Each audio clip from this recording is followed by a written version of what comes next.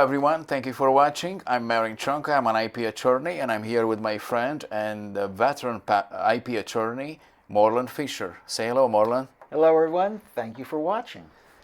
Thank you for watching again. Tonight we're going to discuss a topic that is very, very dear to us as IP attorney, which is the topic of trademarks. And we're going to discuss a few basics about trademarks, and we hope this small discussion is going to be helpful for everyone. One question that I get a lot from my clients, is, and I'm sure you see this a lot as well in your practice, day-to-day practice. The question is, what is a trademark and what's a service mark? What's the difference? Trademarks are typically used on products. As we say in the trade, goods. So products in a trademark sense are known as goods. Trademarks are used either on the product itself or on the packaging for the product. Here's an example of a couple of trademarks that are used on packaging for the goods. These are trademarks.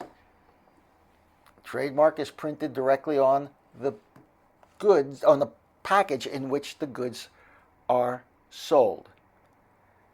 Services, on the other hand, relate just as it sounds to services. We're lawyers.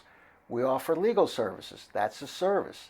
If you went to a doctor and received medical care, those are services. Doctor, medical services. If you took your car in to a repair shop, that's a service. Car repair services.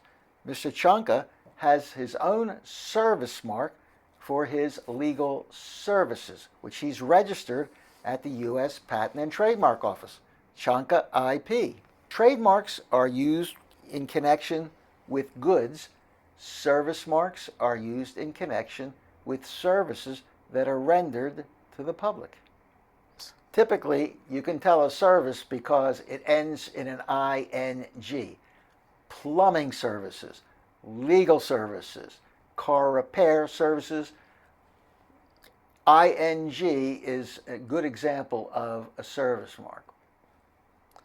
Is that the insurance company, the ING? Insurance, well, not every mark, but offering, ing, offering insurance services. Okay. So now we learn a little bit about the distinction between trademarks and service marks, but I mean, I'm pretty sure you saw this other very, very common question.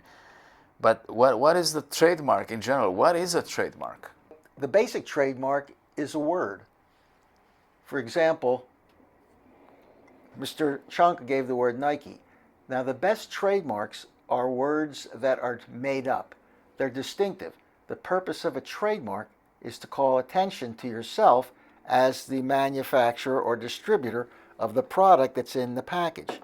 So the best trademarks, which are used on goods, are words that are original and distinctive. For example, Kodak, Clorox, Xerox. Those are words that are invented. Exxon. The Mobil Oil Company, when they developed the word Exxon, they tried to pick a word that was invented but had no meaning in any language because they wanted it to be distinctive and call attention to themselves. So their services, their gasoline services, or products for that matter, would not be confused with the services and goods of any other company. So one example of a trademark is a word. You can also have a phrase. Mr. Chonka gave the example, "Just do it" by Nike.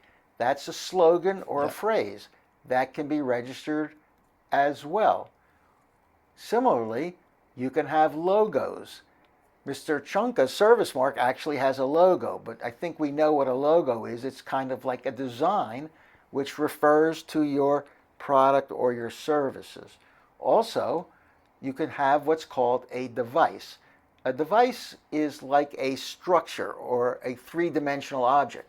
A Coke bottle, if you're old enough, is a good example of a device. It's got a shape, but when people see that Coke bottle, if you're old enough, you know that that's a bottle that originates with the Coca-Cola bottling company. When you drive down the street and you see the golden arches, you know that those golden arches are originated with McDonald's, and you're going to find McDonald's hamburgers. Those golden arches distinguishes the hamburgers of McDonald's from the competitors who also sell similar hamburger products. So devices are symbols which help companies distinguish their goods and services from their competitors.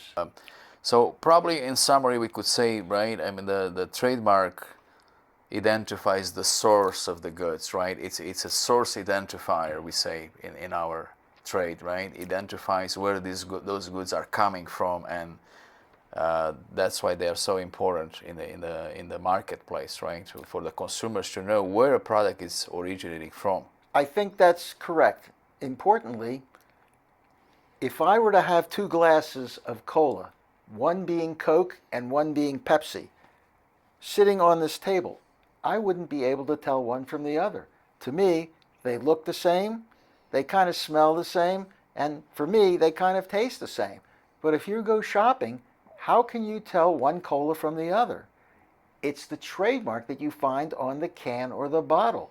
By having Coke on one bottle and Pepsi on another, those trademarks help the public distinguish one set of products from the set by the other manufacturer. So if you like Coke, you buy Coke products. If you like Pepsi, you can say, I can tell the difference. These are Coke, these are Pepsi, I'm going to buy a Pepsi product. So the main purpose and benefit of a trademark is to enable consumers to distinguish one product from those of a competitor. Thank you for that. And another question I see a lot, and I'm sure you see it as well, is how do you obtain trademark rights, right? Oftentimes clients think they can rush to the office and they have to do that to get trademark rights. So how do you get trademark rights? In the United States, trademark rights are based upon use. In other countries, trademark rights can be acquired simply by registration at a trademark office. But in the United States, we're a use-based country.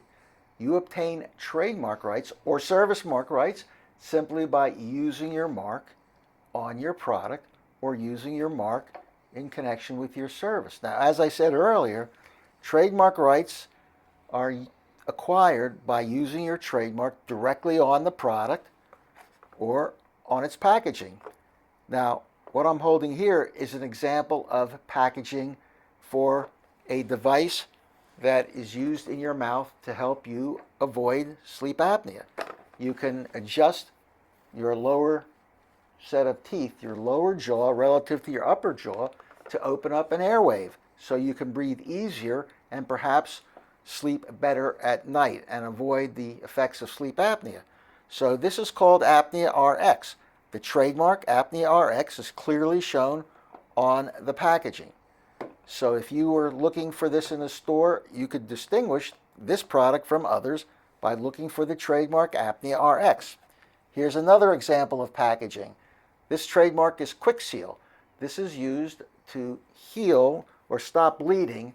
You can rub this on, and if you're outside and you hurt yourself on a small wound, you can rub this on and it'll help clot your blood to stop bleeding. This is Quick Seal, and the trademark is used on the packaging. Service marks are typically used in advertising or marketing. So if you're a plumber, you would advertise either on your truck or in magazines or mailers, but the most common way to advertise your services is at a website. Most service providers have a website, and their web pages will use their service mark and describe what they do. So service marks are used in advertising and marketing to offer services to the public. Trademarks are used on products or packaging, and once you use your trademark in that context or a service mark in marketing and advertising, you'll obtain rights. You do not have to register your service mark or your trademark to have rights. The first user of a trademark or a service mark will have superior rights. So it's a good idea to use your mark as soon as possible. So then, okay, as you saw this, probably your clients asking, then the next question is, okay, if I acquire rights by using the mark, why should I bother to register my mark with the USPTO, for example? What's the benefit of registering the mark? Well, registration gives you benefits, but remember, like I said earlier, in the United States, you do not have to have a registration to have trademark or service mark rights. In fact, you can file an action for infringement without ever having a registration granted by the Patent and Trademark Office, as long as you're the first user. But having a registration that you obtain from the Patent and Trademark Office after you file an application gives you certain benefits. The most important benefit, in my opinion, is a registration gives the owner of that registration the exclusive right to use his trademark or service mark, apart from all others. So if you have a registration, you have the presumption that you own that trademark. If you never register your mark, but you just use it, you're not sure. You don't see any other trademark registrations out there. You think you have the exclusive rights, but you don't know. If you get a registration after your application is examined by the trademark office, then you have a presumption that you do actually have the exclusive right above all others to use that marks. So most importantly, you have the exclusive right to use your registered trademark. You also have better access to the federal courts if you want to file a trademark infringement or service mark infringement lawsuit. And as another feature, a registration allows you to use the R in the circle. You see the R in the circle associated with different trademarks or service marks on packaging. You can only use the R and the circle if you have a registered trademark or a registered service mark. But the R in the circle covers both service marks and trademarks. But the R in the circle tells you, or tells the public, that you have a registered mark and, as a result, the exclusive right to own and use that mark. Now, just as a quick movement to the side, many times I'm asked, what does TM and SM mean with regard to a trademark or a service mark? Yeah. People apply the symbol TM and SM and have no idea what that means. Well, actually, those symbols have no legal significance whatsoever. You can put a TM next to your trademark, whether it's registered or not, whether you own it or not, or even if you're an infringer. Those have no legal significance. Somebody came up with the idea that I'm going to put a TM next to my trademark and it's going to scare people away, or I'm going to put an SM in connection with the service mark and my advertising because nobody will want to copy it. But those SM and TM symbols have actually no legal significance and provide no trademark rights. The only thing that means something in our country is the R in a circle, which implies that you filed an application, it's been approved by the trademark office, and you have the exclusive right to that mark.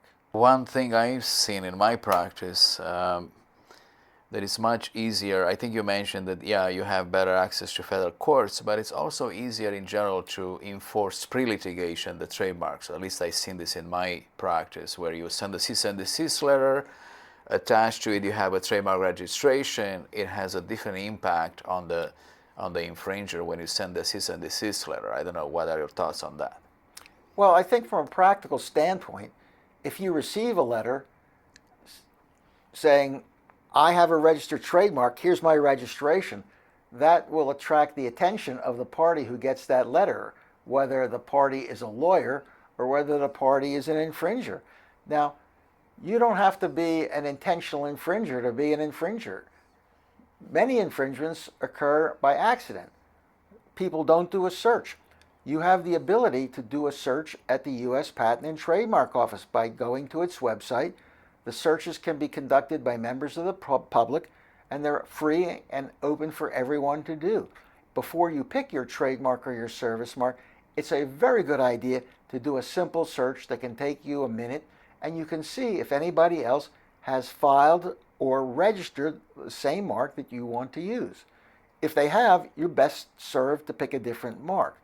But getting a letter in the mail, whether you're a lawyer or a simple manufacturer, with a registration and a claim, I have the exclusive right to use this mark, and you don't have the ability to legally use my mark, please stop, is an effective threat, if you will, to prevent competitors to pick a different trademark.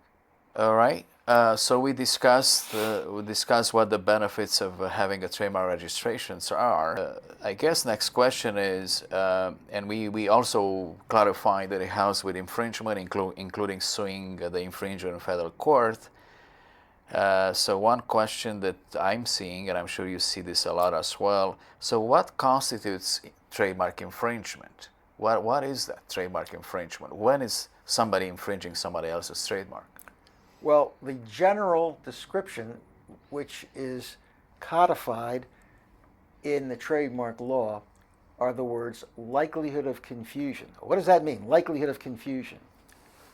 The simple answer is, if you're a consumer and you see two trademarks used on similar products, or two service marks for advertising two similar services, would you mistakenly believe, or would you be likely to be confused into thinking that those two trademarks or two service marks originate from the same source? So, for example, here, as I said, this is an example of an oral mouthpiece which enables the user to adjust his lower jaw relative to his upper jaw. And there's some significant features which allow that to happen. But there are competitors. There are others who sell competing oral devices that help you adjust your jaw to avoid sleep apnea. So the registered trademark for this product is Apnea RX. If you were to see a similar product that used a similar trademark and you didn't know better, you could mistakenly think that both products having similar trademarks came from the same manufacturer. And sometimes you want to buy a particular product with a particular trademark because you believe that product has a certain quality. You may know through marketing research or advertising that this Apnea RX product is manufactured with a level of care, and may want to buy this product based upon its trademark. If you like Coca-Cola, you want to buy Coke because you know it has a certain flavor, it has a certain smell, and it has a certain quality that's produced by the Coca-Cola bottling company. If somebody else were using a similar trademark like Coke and it looked the same, you couldn't tell where that product originated.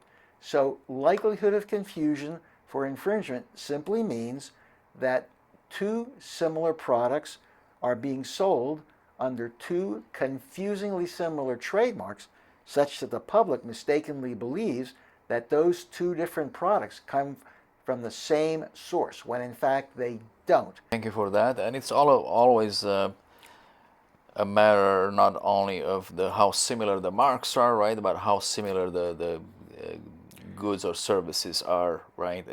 Both factors are very important. That's an important point, because what some manufacturers don't understand is you can have the same trademark registered by two different parties without it being an infringement if the products are completely different.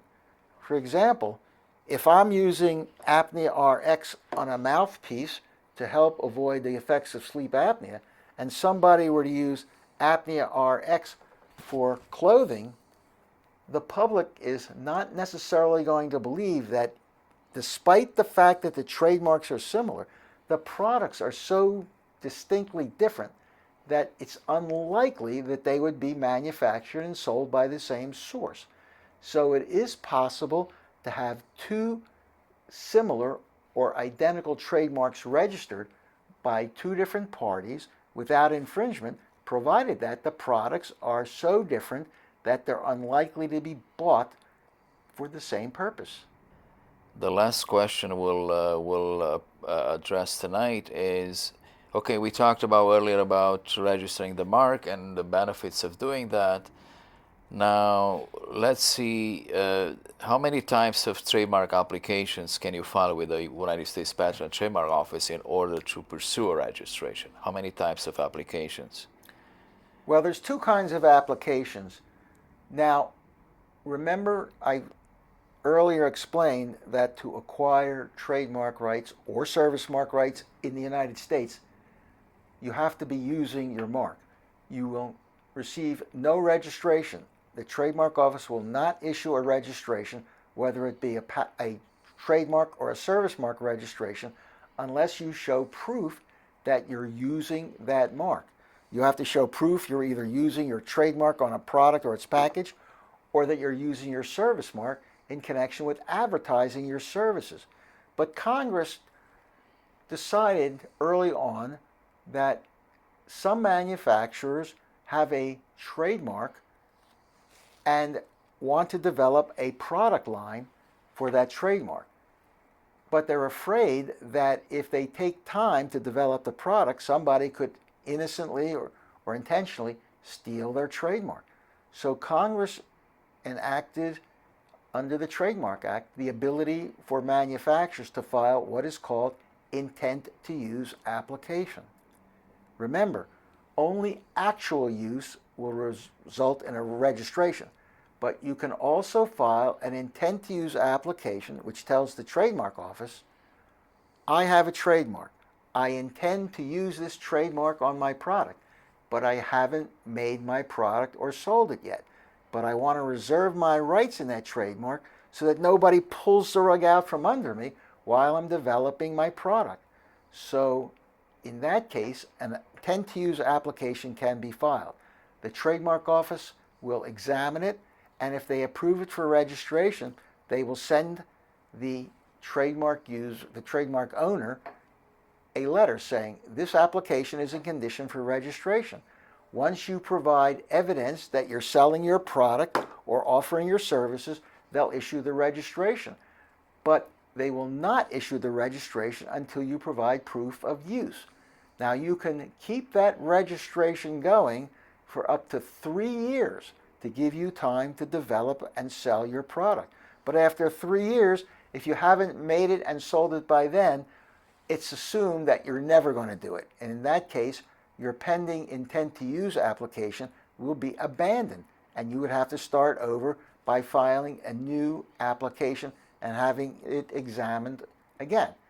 But the benefit to intent to use is you can file that without ever actually having a product or a service, making your product or selling it, or offering your service and advertising it. You can reserve your rights for up to 3 years so that nobody else can obtain superior rights while you develop your product or your service.